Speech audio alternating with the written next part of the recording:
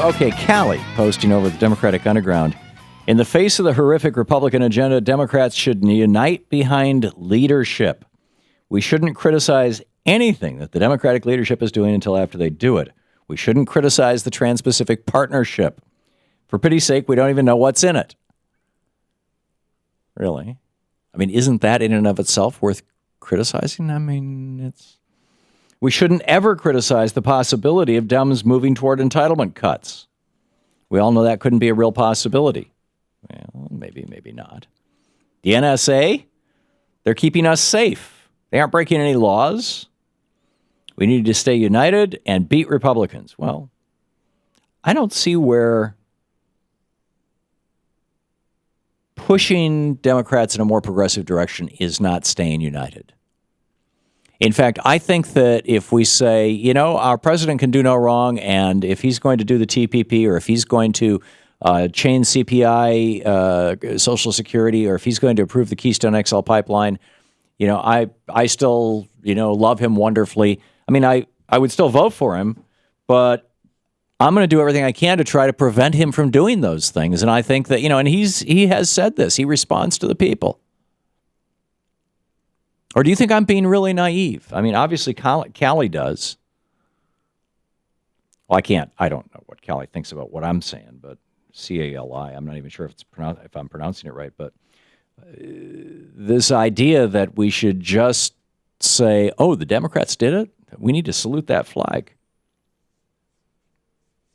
I have a bit of a problem with that. Bill McKibben wrote a piece today in commondreams.org in which he's criticizing the president. He says a report last week showed that the Koch brothers stood to earn as much as $100 billion in profits if the Keystone XL pipeline is built. Now, keep in mind, their net worth is only $68 billion. So if they're going to make $100 billion in profits, it's going to more than double their net worth. Just the Koch brothers, just these two guys. And then he points out, and I quote from Bill McKibben over at tomdispatch.com and commondreams.org, Obama's former communications director, Anita Dunn. Remember Anita Dunn? Back in 2008, she was telling us how if we vote for President Obama, we will be voting for hope and change, and it'll be a transformational presidency and all that kind of thing.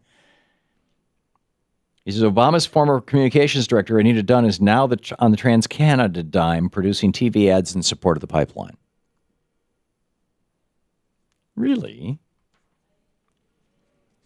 As the activists at Credo put it, quote, it's a betrayal of the commitments that so many of us worked so hard for, and that Dunn herself played a huge role in shaping as top strategist on the 2008 campaign and communications director in the White House.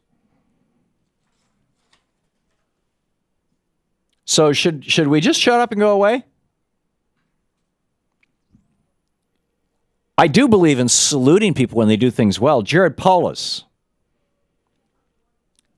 who is a Democrat from Colorado, he spoke last week at the International Drug Policy Reform Conference, and he said, you know, basically the Democratic Party is now the party of pot decriminalization.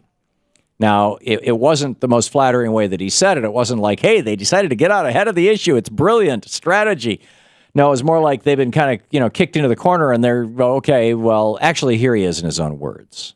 It's become a mainstream position in my party, the Democratic Party, where when we actually had a vote, we had more than 3/4 of the Democrats join us, including the Democratic leader, Nancy Pelosi.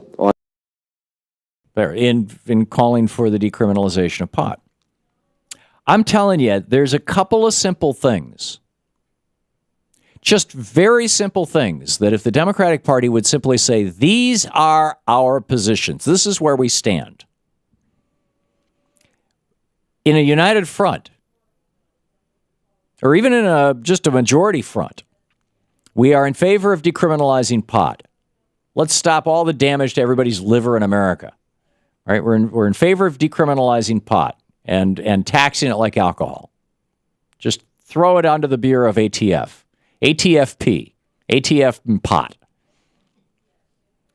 So we're in favor of decriminalizing pot. Number two, we're in favor of rolling back the Reagan and Clinton trade policies. No more trade agreements. No more most favored nation status. No more NAFTA. No more CAFTA. No more SHAFTA. No more Trans-Pacific Partnership. None of this stuff. We're going to blow it all away, And we're going to go back to a protectionist trade policy like we had from the George Washington administration to the Ronald Reagan administration.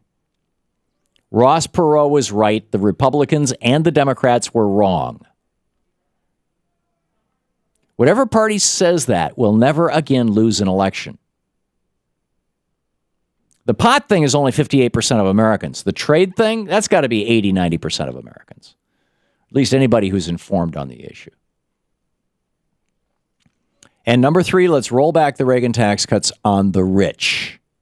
If you make over $3 million a year, your top tax rate can go back up to 74%, which will take our income disparity from 500 to 1, where it is right now, CEOs versus average workers, down to 30 to 1, which is where it was when Reagan came into office. And if you want to toss a fourth in there, turn the Social Security tax into a flat tax. Steve Forbes comes on this program once or twice a year, talks about how wonderful a flat tax is. Great. Let's do it with Social Security. Have Bill Gates pay the same amount into the Social Security Trust Fund as I do or Shane does. Have all of these guys pay the same amount into the Social Security Trust Fund as basically the rest of us Americans who are earning, in the neighborhood of or less than 100 and whatever it is. What is it, 113,000? I think I said 130,000. It's in that neighborhood. If you're making that or less, you pay all of your income as tax for Social Security. If you're making more than that, none of your income beyond that is taxed for Social Security. That's crazy. And then the Social Security will be solvent forever, and there'll be enough leftover money to make sure Medicare is just fine. And you can do away with the need for, Medicare only pays 80% of your expenses. That isn't how it was designed. That's because Republicans have been drilling holes in it for 40 years.